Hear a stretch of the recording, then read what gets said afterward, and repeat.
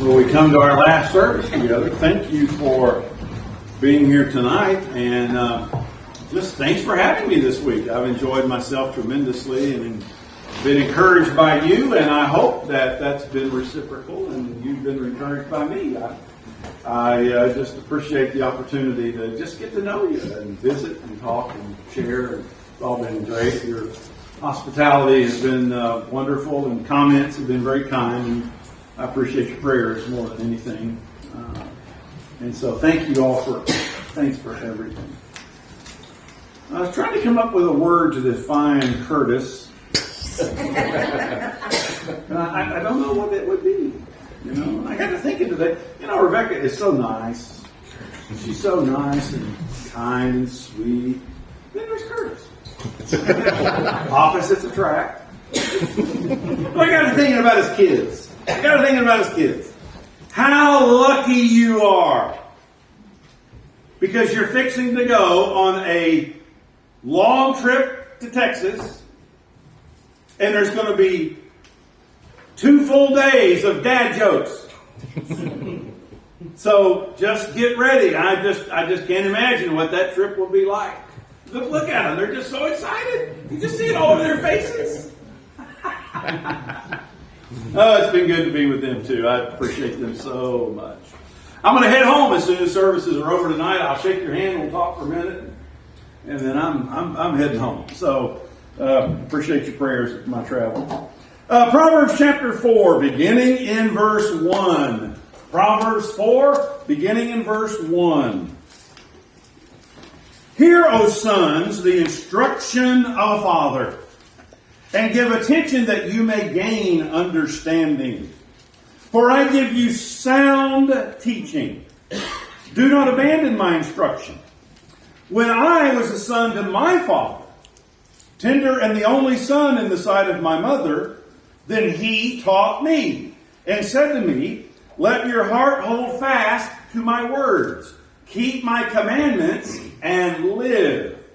Acquire wisdom. Acquire understanding. Do not forget nor turn away from the words of my mouth. Do not forsake her, and she will guard you. Love her, and she will watch over you. The beginning of wisdom is acquire wisdom. That's it. And with all of your acquiring, get understanding. Prize her, and she will exalt you. She will honor you if you embrace her. She will place on your head a garland of grace. She will present you with a crown of beauty.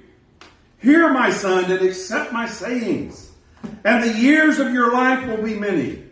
I have directed you in the way of wisdom. I have led you in upright paths. When you walk, your steps will not be impeded. And if you run, you will not stumble. Take hold of instruction. Do not let go. Guard her, wisdom. Guard her, for she is your life.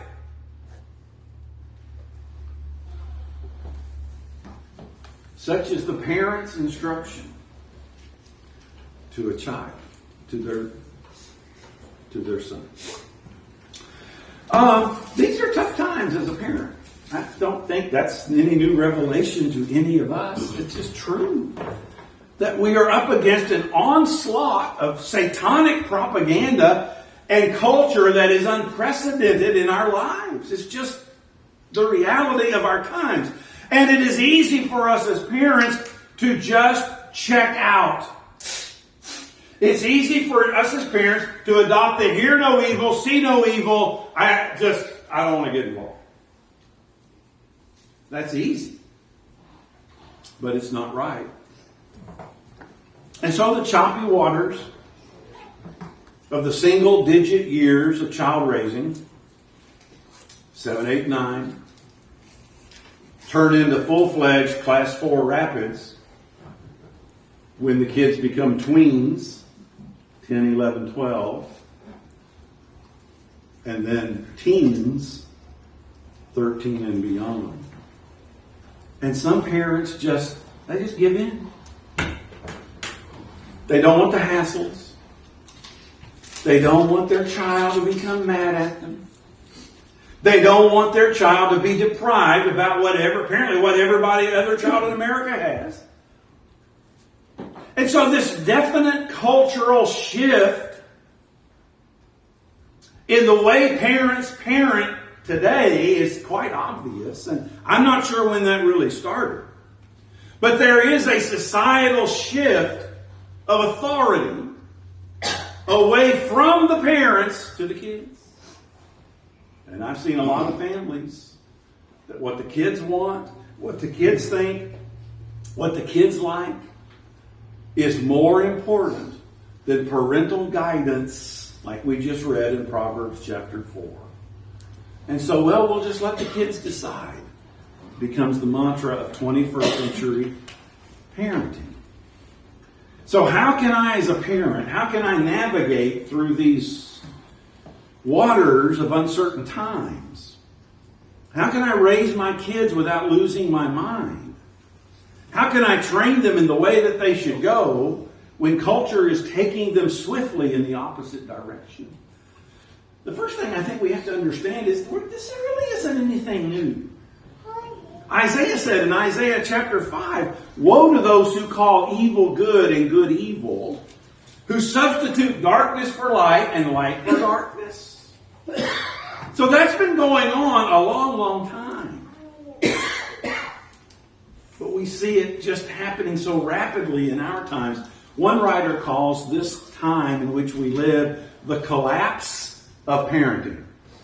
The collapse of parenting. And I think I've run across some Christians who think as long as they walk into a building like this and they have their kids sit in a pew 2 or 3 times a week, that's just going to solve everything. And that's as naive as it can be. Let me give you a couple of things to think about. One is, I'm going to give you a couple of things to think about, and then I'm going to throw 7 things at you I want you to write down. Number 1, our culture is the culture of sexuality. That's where we are. And the internet and the smartphone have changed everything. When your child holds a smartphone in his or her hand, do you know that that is 1,000,000 times greater? That one phone is 1,000,000 times greater than the power of the best NASA computers during the Apollo missions. That's how far we've come. And what is it said in that Apollo 13 movie? Houston, we got a problem. Yeah, we do. Because that instrument in their hand, that's changed everything. And it gives our kids access to everything. Pornography and pedophilia, child trafficking, scams, the availability of all kinds of evil, peer pressure, bullying. And our kids become the greatest target in the world. And sometimes we who are parents we're oblivious to it. And it is killing our families. And the latest cult worship, and that's what I call it cult worship, is this perversion of sexuality. Homosexuality, bisexuality, transsexuality. And so culture raises the question, can boys become girls? Can girls become boys? And culture says, why sure, yes, they can. And culture says the biological differences between male and female they don't matter. And yet when you proclaim God-designed truth from the very beginning, then you're just labeled transphobic. That's all you're labeled. But it gets back to the question of who assigns gender. And who gets to change their gender? Who gets to do that? Change their ID, their identification, regardless of biology. You know, biology doesn't change. Reality doesn't change.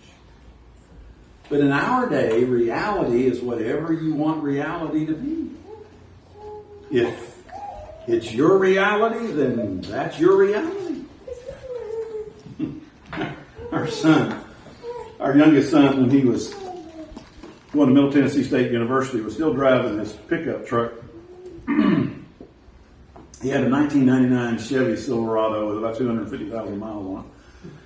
And he had a buddy who was a little bit older than he was, who was in Bowling Green, who owned his own business. He was a high-tech guy and all that kind of deal. And his buddy in Bowling Green had bought a Tesla and had driven it down to Nashville to get some work done on it.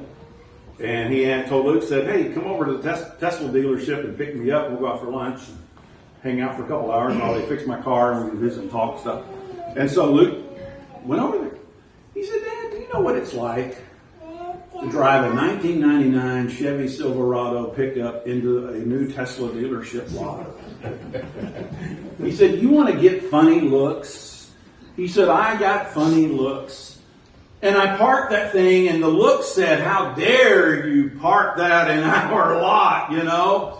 And he said, I'm walking in, and somebody started to say something to me, and he pointed to his truck, and he said, I identify as a Tesla. There you go. But, you know, that's really sad when you stop and think about what this is doing to our kids. And we have lost touch with reality. More than that, we have lost touch with common sense. Common sense isn't as common as you think it is. And there is a large segment of our population among young people who are just struggling with gender. My wife sees it all of the time, and I'll tell you, some of these kids are church kids. And what we have to understand, and what our kids have to understand, gender is not a social construct. That's not what it is. Gender is not something you choose. You have 46 chromosomes in each of your cells. And one of those chromosomes is marked XY and one is marked XX. And if your chromosome is marked XY, you're a male. If your chromosome is marked XX, you're a female. That's by God design. So you don't get to choose your chromosome identification. You don't get to be whatever you want to be, regardless of what the politicians say, or regardless of what the educational structure of our country says, or anybody else. And what this is doing to our kids is so wrong on multiple levels. Because our kids don't have the mental fortitude, they don't have the emotional maturity to grasp the long-term ramifications of all of this. But when you have young people who just long to connect, and that's true, they long to belong, they long to find community, they long to find their tribe, and then you give them a phone, and they get the internet, and poof, there is born the cult worship of perverted sexuality, and it is everywhere. But the second thing I want you to think about is that we not only live in the culture of perverted sexuality, we live in a culture of, how do I say, disrespect. And you can argue that the disrespect between one generation and the next, you could argue that that's been going on for years and years and for generations. And that would be true, but never to the extent that you see it today. And parents are tired of getting beat on and beat down and beat up and watching their family just spin out of control. One counselor said, Cynthia was rude and hostile to her parents, while she was so charming to everyone else. She obsessed about her privacy, insisting that her life was none of her parents' business. The result, her parents were not allowed to speak with her without being made to feel intrusive. They found it impossible to sustain any conversation with their teenage daughter. And that happens over and over and over again. It is not isolated. So something's missing in our parenting structure when those kinds of things begin to happen. So I'm going to leave you tonight with 7 suggestions. 7 suggestions that I want you to consider about parenting. So if you got something to write with, you want to take some notes, it's number 1, 2, 3, 4, 5, 6, 7. I want to give you 7 suggestions in the face of this culture of sexuality, culture of disrespect, and just the general culture that we are a part of. 7 things that parents need to think about. Okay? Number 1, as a parent, You have to figure out your parental motivation. As a parent, you have to figure out, what is my parental motivation? What is it I want? Now, if your parenting platform is based upon this desire that says, I just want my kids to like me, then the odds are really high that you will never achieve that objective. Because your child expects to look up to you. Your child expects to respect you. But here's the kicker. You have to earn it. And if you cave in, and if you give in, and if you bail out, you will not earn their respect. You will earn their disrespect. When I think about political platforms, and I think about what is my platform as a parent? What do I want to accomplish? I can list several things. I want to teach my kids right and wrong. I want to teach my kids responsibility from the time they're little to the time they're bigger. When we start out little, it's little things, responsibility in little areas, and then as they get bigger, it becomes more and more. You know. I want to teach my kids to be respectful of everyone. I want to teach my kids, listen, if you do it, you got to own your behavior. You got to be accountable. I want to teach my kids that behaviors have consequences. I want to teach my kids to be like Jesus. That should be our parenting platform. Amen. And over time, even in the best of homes, over time it's going to be rough and bumpy. It just will. But over time, your kids will earn your respect. Because you parented them not from a position of weakness, you parented them from a position of God-designed authority. And your kids will respect that. And they will love you for it. They may not always love your decisions in the moment. But in the time, as they grow and as they mature and when they get older, they're going to appreciate that they had a mom and they had a dad who stayed engaged and taught them right. So you got to think about your parenting platform. Am I just going to be a parent to do everything I can because I want my kids to like me, or am I going to take it up to a different level? Number 2, you have to teach your kids how to treat you. You have to teach your kids how to treat you. Some kids disrespect their parents because the parents allow themselves to be disrespected. And if you don't respect yourself, then why should they? And if they don't respect you, what makes you think they're going to respect a teacher in a classroom? What makes you think they're going to respect an employer? What makes you think they're going to respect a policeman? What makes you think they're going to respect their spouse? And what makes you think they're going to respect God? It all starts with teaching your kids to respect you. That's really, really important. Number 3. This is a big one. Allow your kids to survive their drama. Allow your kids to survive their drama. If you've ever raised kids, you know there's drama. There just is.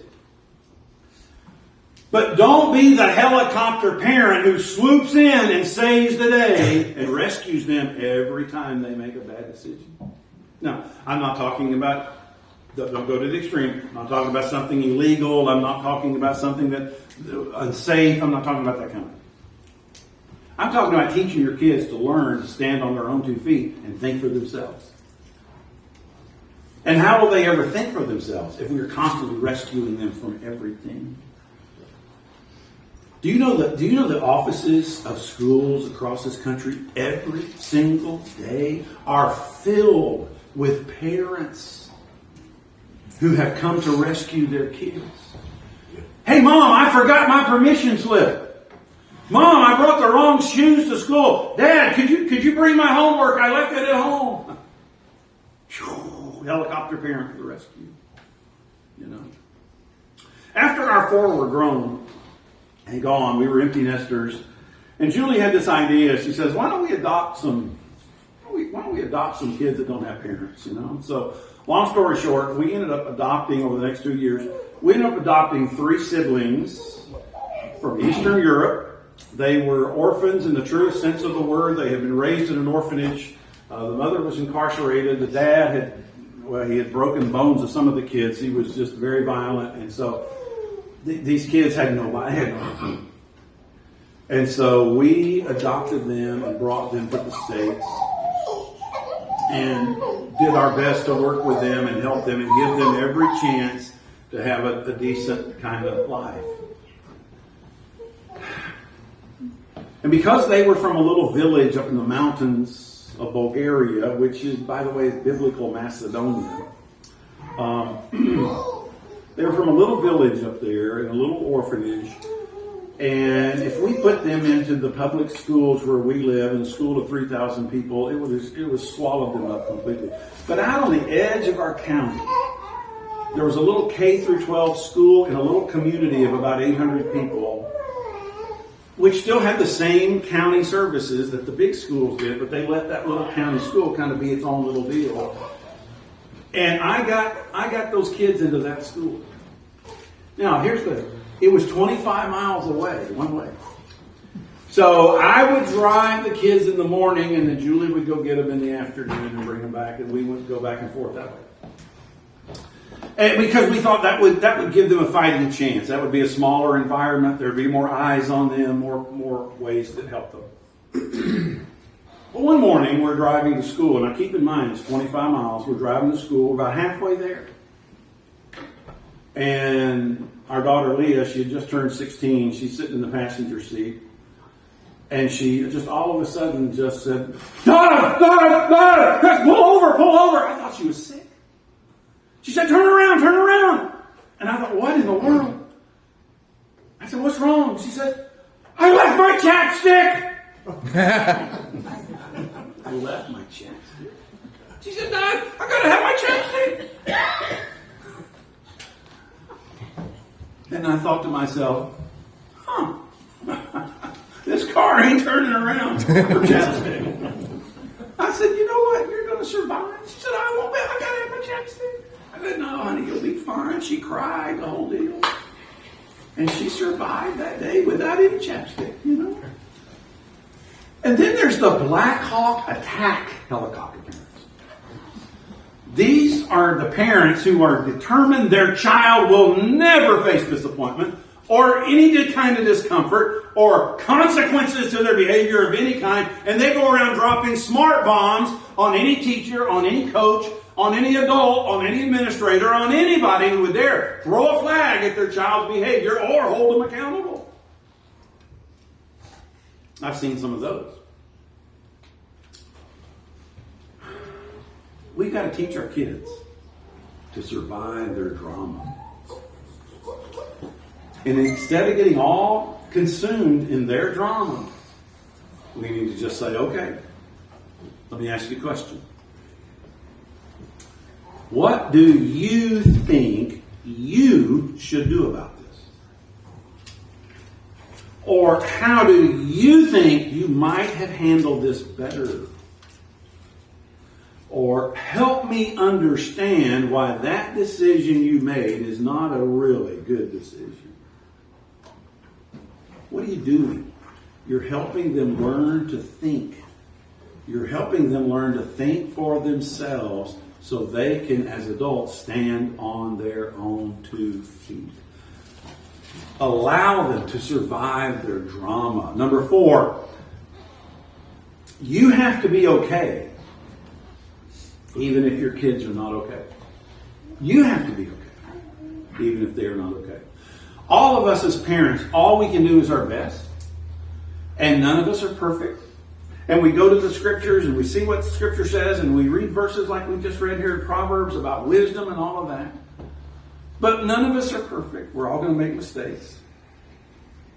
But at the end of the day, when our kids grow up and they make decisions and they make bad decisions, that's going to be on them. In Luke chapter 15, when that young man, insolent, rebellious, came down and he said, "Hey, Pops, I got some things coming to me, and you know it, and I know it, and I want what's mine, but I want it now." And that boy took off. I don't think that happened overnight. I also think that father knew his son quite well. And I think that father probably realized and reasoned that sometimes he might have to learn the hard way. But here's what's interesting. The father didn't chase after him, did he? The young man went off into the far country and the father didn't go after him. Did he care about his son? Obviously he did. Did he pray for his son? I'm sure he did. Did he hope for a change? Was he hoping one day his son would come home? Yeah, sure. I think that's inherent in the passage.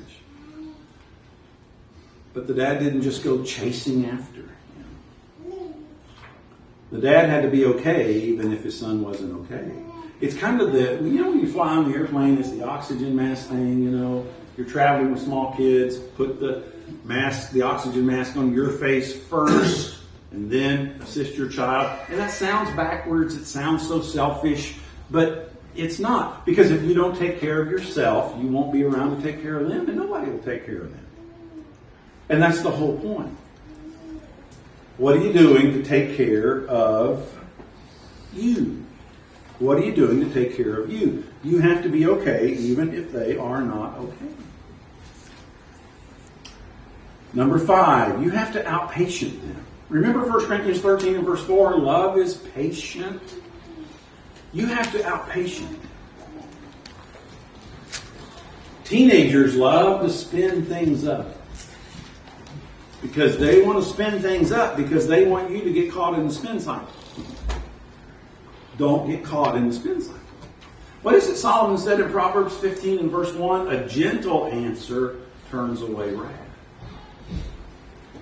So when the spin cycle gets really, really crazy, and there's a lot of blaming and deflecting, and you're carrying on this conversation, and in a few minutes you think, we're just going around in circles. We're just meeting ourselves going around in circles. Then stop. I know a mom who just looked at her daughter and said, "Look, honey, I love you too much to keep carrying on this conversation now. We'll do it later." And her daughter just rolled her eyes and walked away. And the mom said, "Oh, by the way, I love you more than you have eye rolls." I love that. That's great. And so you got to outpatient. Number 6, you got to pick your battles. Not everything is worth a battle. You got to pick your battle. And whatever battle you pick, you got to win it. You got to win it. I love the mom. True story. Her kid's room was a mess. And she's going to have to take him to soccer practice in the afternoon. And she said, "Okay, here's the deal. I want you to clean your room. I want you to vacuum. I want you to clean your room before we go to soccer practice." "Okay, yes." I thought, okay. And so he agreed to do that. And so he got busy playing games, whatever, and came time to go practice. He comes busting downstairs, and she's sitting there reading a magazine, calm as she could be. And he says, "Come on, Mama, you got to take me to soccer practice." And she said, "Is your room clean?" "No, I haven't had time to do that, but I'll do it as soon as I get back home." And she turned the page of the magazine, and she said, "I only take kids to soccer practice who clean their rooms like they said they would." "Oh, quit kidding around, Mom. We got to go. We're going to be late. You got to get me to soccer practice." And she said, "Maybe you didn't hear me. I only take kids to soccer practice who have cleaned their rooms." And she turns another page in the magazine. He says, "Mom, if you don't take me to soccer practice, if I'm late, I'm going to have to stay after and run laps." She said, "I only take kids to soccer practice who clean their rooms." Well, he huffed and puffed, and he turned around and went back upstairs. He said, "Then I heard a sound I hadn't heard in a while. The vacuum cleaner." And he cleaned his room and straightened it all up, and then came busting back downstairs. And she said, "Then I took him to soccer practice." And she said the best part was when soccer practice was over, I sat there and I watched my son run all those laps after practice. I don't know where I read this. Tough parenting requires that you tell your kids they need to clean their rooms before they can have a donut. While you sit there eating the donuts and yelling, "Hurry up, they're almost gone." That I love. Number 7, use your leverage. Use your leverage. As long as they live in your house, as long as they eat your food, as long as they sleep under your roof, you have leverage. The problem is teenagers sometimes think that everything is a right. I have my rights. Well, there's a big difference between rights and privileges. Driving a car is not a right. It's a privilege. Going out with a friend is not a right. It's a privilege. A phone is not a right. It's a privilege. Listen to me. The privacy of a room is not a right. It's a privilege. Well, that's my room. I can do whatever I want. That room is connected to my house. And I pay the mortgage or rent or whatever the case may be. And so that room is a part of my house. One of the 3 kids we adopted, I don't know, Alice was about 17, I guess. He needed an attitudinal adjustment, I guess is the way you would say that. And we tried a lot of things, and I thought, well, I'm going to try something different. So he comes home from school, he's mad. I don't know what he's mad about that day, but he was upset. He goes in his room and slams the door. And shock of all shock, the door wasn't there. I had taken the door off the hinges and hid it. And he comes back out of his room and says, "Hey, where's my door?" And I said, whoa, bud. That's my door. And I decided I wanted to keep it for a while. Well, I got to have my privacy. No, you're good. You're good. When you can decide to act like you need to act and to respect the things we've asked you to respect, then I'll put the door back on. Until then, it's wide open, you know. And it was amazing to watch. Now, he pouted for a while, but it was amazing to watch that attitude begin to change because he really wanted his door back on his room. You know? Children have a right to be loved. Children have a right to be fed. Children have a right to be clothed. Children have a right to have a roof over their head. Children have a right to be protected, a right to be educated. Children have rights. But everything else is privilege. And sometimes our kids fail to get that. I know one mom whose teenage daughter, was having a real issue. And she said, if you don't come around, it's not going to be pleasant. She said, well, what are you going to do? She said, you'll see. So in a day or two, she got permission from the school principal where their daughter was a student. And she showed up at lunch and ate lunch with her daughter in front of all her friends. And then she followed her daughter from class to class and sat beside her in her classes.